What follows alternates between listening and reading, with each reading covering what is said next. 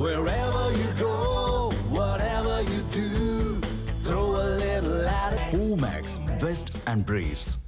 மத்திய அரசு ஒதுக்கிய கோதுமையை ரேஷன் கடைகளுக்கு அனுப்புவதில் தமிழ்நாடு நுகர்பொருள் வாணிப கழகம் தாமதித்ததால் 12,753 ரேஷன் கடைகளில் கோதுமை இல்லை என குற்றச்சாட்டு எழுந்திருக்கிறது. நுகர்பொருள் வாணிப கழக மேலாண் இயக்குநர் மற்றும் கூட்டுறவு சங்கங்களின் பதிவாளர் ஆகியோருக்கு உணவு வழங்கல் துறை இயக்குநர் எழுதியுள்ள கடிதத்தில் தமிழ்நாடு ரேஷன் கடைகளில் வழங்க இம்மாதம் 8,722 டன் கோதுமையை மத்திய அரசு ஒதுக்கீடு செய்து உள்ளதாக தெரிவிக்கப்பட்டது. கடந்த 6ஆம் தேதி நிலவரப்படி 12,753 கடைகளில் கோதுமை இருப்பு இல்லை என்றும் கோதுமை ஒதுக்கீட்டில் 50% மட்டுமே இதுவரை விநியோகிக்கப்பட்டு உள்ளதாகவும் கூறப்பட்டது.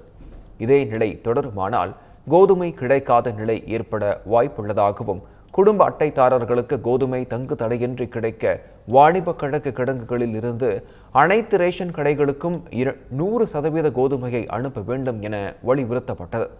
மேலும் அனைத்து கடைகளுக்கும் கோதுமை அனுப்பப்படுவதை கூட்டுறவு மாவட்ட இணை பதிவாளர்கள் உறுதி செய்ய வேண்டும் என்றும் உணவு வழங்கல் துறை இயக்குநர் கேட்டுக் கொண்டுள்ளார்.